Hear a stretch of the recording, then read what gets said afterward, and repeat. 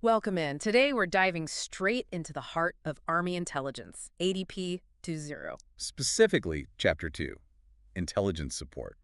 We're going to break it down, get you prepped for that training. Because we hear it all the time, right? Intelligence wins wars. But what's that actually look like when you're in the thick of it? Yeah, in this chapter, it really gets into that. It emphasizes that intelligence, it's not just some, shadowy separate thing. Right, like it's not just James Bond. Exactly. It's Huh. woven into literally everything the Army does, from those big strategic calls, Right, like at the Pentagon. all the way down to how a squad moves in the field. Speaking of which, it's like that story about the D-Day landings. Did you know the Allies, they studied like aerial photographs, maps, even the type of sand on those beaches, all that to prep for Normandy. Oh, absolutely. And that's a perfect example. Intelligence, even the stuff that seems small, can completely change a mission's outcome. And that's where I think ADP 2.0 really hits home with that every soldier is a sensor idea, right? The ES2 concept, yep. Before, I might have thought, well, I'm not in MI. What can I really contribute? But chapter 2, it sort of flipped the script for me. It's 100% a mindset shift. Yeah. You, me, we're all gathering intel. Our observations, even if they seem kind of small, could be exactly what another unit needs. Could be the difference between mission success, mission failure. Exactly. So we're all plugged into this intelligence network, and the chapter, it breaks down this intelligence warfighting function. What are your thoughts on how it emphasizes that this goes way beyond just those specific MI units? I think what's so interesting is it really breaks down the idea that intel is only on, the MI folks. It's everyone's job. Everyone. It's a team effort. It's like, At Symphony. yeah, like a symphony of information Yeah. from all over the battlefield. Like, imagine this. You're on patrol and you see some weird vehicle tracks, right? Oh, okay, yeah. So you radio that up. Turns out that little detail, it matches up with some other intel and bam, reveals a pattern of enemy movement. Your observation, boom, just fed into this huge intelligence picture. That's wild. So that's where those core competencies come in, right? Synchronization, operations, PED, analysis. We see those all through the chapter. We do. They're not just buzzwords, are they? Not at all, no. Think of them as like the foundations of good intelligence gathering, right? Yeah. Synchronization makes sure everyone's on the same page, working together.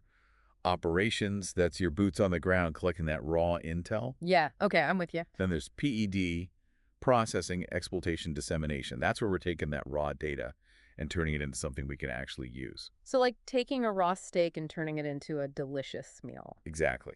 And then, of course, we've got analysis, which honestly, that's where it gets really interesting. That's where we figure out what it all means. Right. Analysis takes that refined intel and figures out, so what? It's not just knowing there's movement, but understanding, okay, what does that movement mean? Is it a small patrol or a huge force on the move? What does this mean for our mission? So it's like that saying, information is power, but only if you know what to do with it. 100%. You got it. And that's where understanding those different echelons within the Army, that's really key. Okay, so you got to break that down for me. When we say echelons, what are we actually talking about? Good point. Echelons, it's basically the levels of command in the Army. Okay.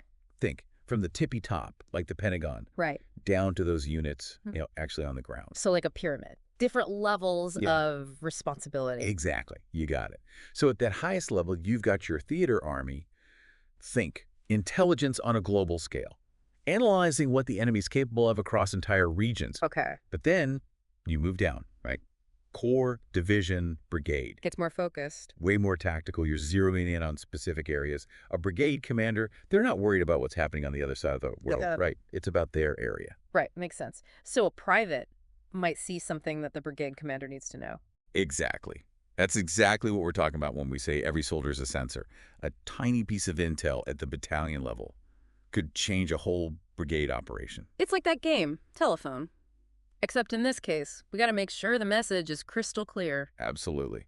No misunderstandings here. Chapter 2 also talks about setting the theater, which sounds kind of dramatic when you put it like that. Right. It's got to be more than just looking at a map, right? Oh, for sure. Setting the theater is bigger. It's not just the physical terrain. It's getting the entire operational environment. Okay. Human terrain, cultural stuff, the politics of it all, anything that could, impact how things go down. So like you're not just looking at mountains and rivers. You need to understand the people in that area. Totally. Imagine being deployed to a place Tons of tribal conflicts, right? Yeah. Knowing which groups are allied with who, their customs. Their beliefs. Exactly. That's as important as knowing where the enemy troops are. It's like they say, know your enemy and yourself. But now we're adding know the environment to that. Love that. And a huge part of setting the theater is building a good intelligence architecture. Okay, when I hear architecture, I think buildings, blueprints. How does that apply here? Think of it like actually constructing a house, right? You need that solid foundation, strong beams, all those different systems, the electrical, the plumbing, they got to work together. Gotcha. That's your intelligence architecture. The networks, the systems, the ways we do things, it's got to all flow so that information is smooth, secure. So no matter where you are in the chain, that info gets to you. Exactly. It's making sure units, agencies, they can all talk to each other same language when it comes to intel. You don't want to wait till the roof's leaking to fix it, right? Yeah, Don't want to wait till the middle of a mission to figure out intel architecture. exactly. Plan it out, get it coordinated, have it ready to go. It's like you got to know what tools you've got in your toolbox, right? And when to use which one. Speaking of tools, Chapter 2, it gets into those specific MI units, the capabilities you have at different levels. Like, it mentions counterintelligence teams, the ones who do detainee interrogations. That's usually core level and up. Right, specialized stuff. You might be a battalion commander and not have that right there, but you can request it. That's where those channels come in. So you got to know who to call. Yep. Not just your lane, but the whole intelligence map, right? Yeah. Who you can reach out to. Exactly. And that goes back to, like we were saying, those relationships, the communication. You got to have that trust between units, different levels, to make this whole thing work. It's huge. Like an orchestra. Right. Everyone's got their part, Yeah. but it's the conductor who brings it all together. Ooh, I like that. And just like those musicians gotta know their part in the whole song, every soldier, whatever their MOS, they gotta get how they fit into that big intelligence picture. Makes sense. Totally. So I'm heading into this ADP 2 Zildu training, right? What are those key takeaways I need to remember? Okay, number one, intelligence. It's a team sport. Mhm. Doesn't matter your rank, your role. We're all sensors out there. Your observations, those little things you see, those could be the key. Instead of thinking, not my job, it's how do I contribute? Yes. And then know the process. How's that info collected, processed, analyzed, shared? Understand those pieces. You can be so much more effective. And lastly, this isn't just some theoretical thing, right? Intelligence, done right, it makes everything stronger. 100%. We can see those threats coming, take advantage of opportunities, and just get the mission done better. Well said. Couldn't agree more. So there you have it. Consider this your, I don't know, crash course on ADP 2.0, Chapter 2, Intelligence Support. Big takeaway.